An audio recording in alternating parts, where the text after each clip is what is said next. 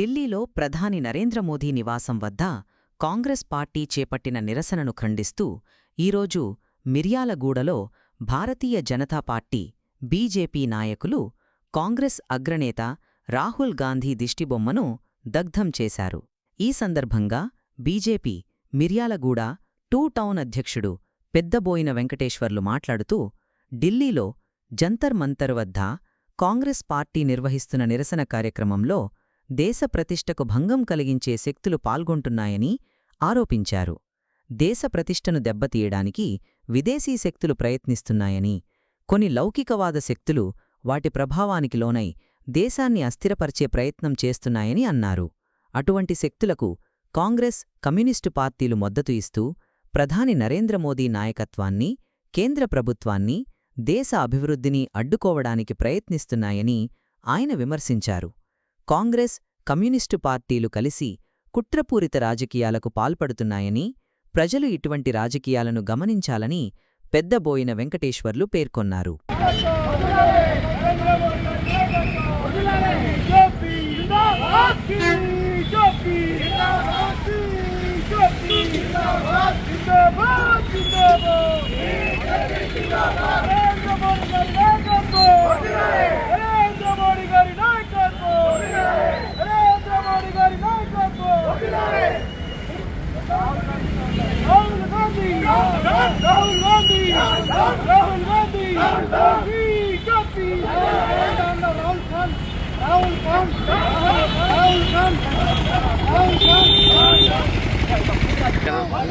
ఇంకా పంపిస్తలే ఏముంది.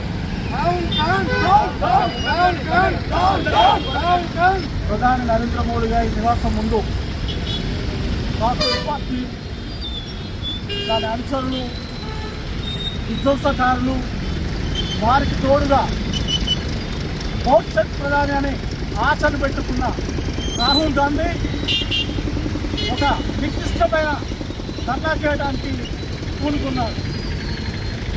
అసలు ఈ దేశంలో నీట్ ఎగ్జామ్ గురించి చేయాల్సిన ఈ కాంగ్రెస్ పార్టీ కానీ, ఈ రాహుల్ గాంధీ కానీ, ఈ కాంగ్రెస్ పార్టీ కానీ, కాంగ్రెస్ పార్టీ తొత్తులు కానీ ఒకసారి ఈ దేశంలో కొన్ని రాష్ట్రాల్లో పేపర్ లీక్ అయిన మాట సహజమే, ఒప్పుకుంటాం.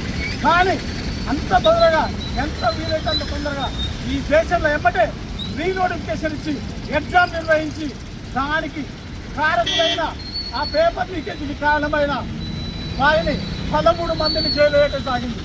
అయినా కూడా వీళ్ళు అరాచక శక్తులు ఏకమై ఆ కాంగ్రెస్ పార్టీ దాని కనుక ఈ ప్రకాష్ రాజ్ లాంటి, ఈ రాహుల్ గాంధీ లాంటి నుండి అందులో డ్రగ్స్ బానిసలైన వాళ్ళు చేర్చుకొని ఈ దేశంలో ఒక విధ్వంసం చేయాలని ప్రణాళిక రచించారు. మీ విధ్వంసాలు చేయాలని ప్రణాళికలు ఈ దేశంలో కొనసాగు బిడ్డ.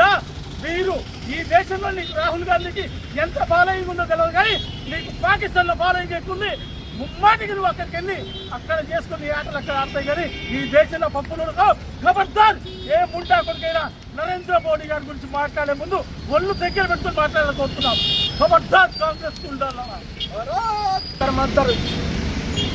ధర్నా అనే కార్యక్రమంలో విద్రోహ శత్రువులు కాంగ్రెస్ పార్టీ కాదు రోజు అందరూ కలిసి ధర్నా చేశారు. అదొక ధర్నా కాదు, అదొక మాయా ధర్నా.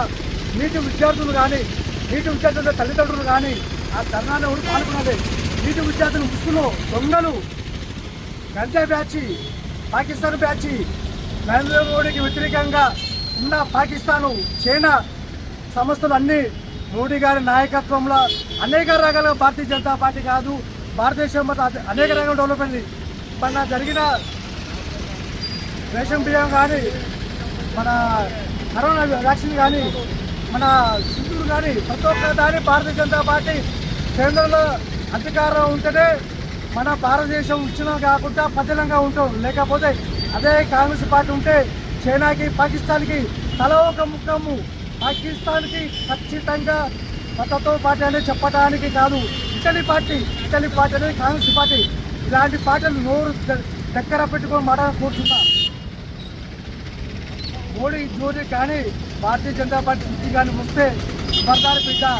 17 రాష్ట్రాలలో స్వచ్ఛందంగా భారతీయ జనతా పార్టీ అధికారంలో ఉంది. 21 ఎన్డీఏ భాగస్వామి భారతీయ జనతా పార్టీ భాగస్వామ్యం అధికారం ఉండేది.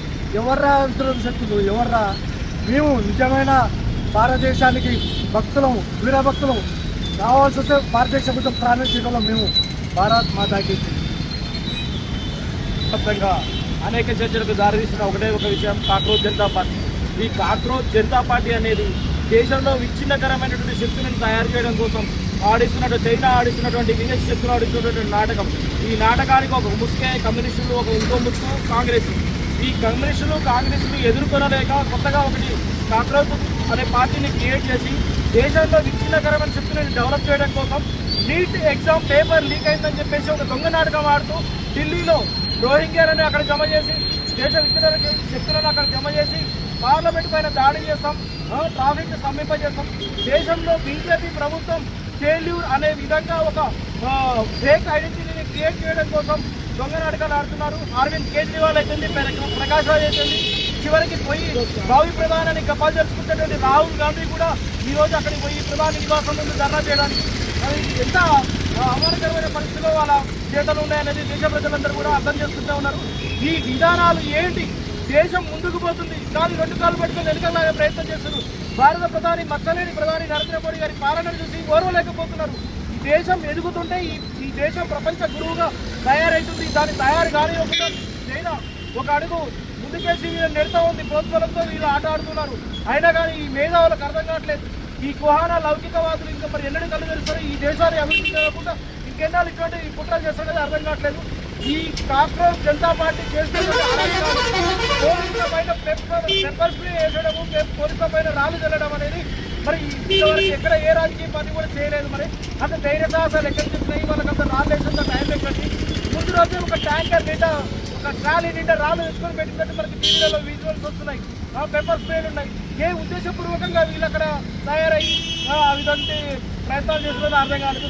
ఇది కాదన్నట్టుగా మన మిర్యాలగూడ ఎమ్మెల్యే గారు ఈరోజు ఇక్కడ మోడీ గారి ధర్నాని, మోడీ గారి దిశబొమ్మ దగ్గర చేశారు. అది 19 సంవత్సరాలు కూడా నిండినటువంటి కాలేజీ పిల్లల్ని తీసుకొచ్చి అట్లా ధర్నా చేసి ప్రధాని దిశబొమ్మ దగ్గర చేయడం ఎంతో విడ్డూరంగా ఉంది. కనీసం ఇంటర్మీడియట్ కూడా పూర్తిగా పిల్లలతో ఈ ధర్నా కార్యక్రమంలో పాల్గొన్నట్టు చేయడం అనేది ఎంతో అవమానకరమైన విషయం. ఇది పెద్దలందరూ గమనించాలి. బీజేపీ మచ్చలేని ప్రభుత్వానికి మీరేదో ఆర్టిఫిషియల్గా మచ్చలు ఉయ్యాలని చూస్తున్నారు. అది ఎన్నటికీ సాధ్యం కాదు. మోడీ గారు అక్కడ ఉన్నంతసేపు కూడా ఏదైనా సరే మీ ఆర్డర్ సాగం అనేది ఖబర్దారని చెప్తున్నారు. నరేంద్ర మోడీ గారి నాయకత్వం, కాంగ్రెస్.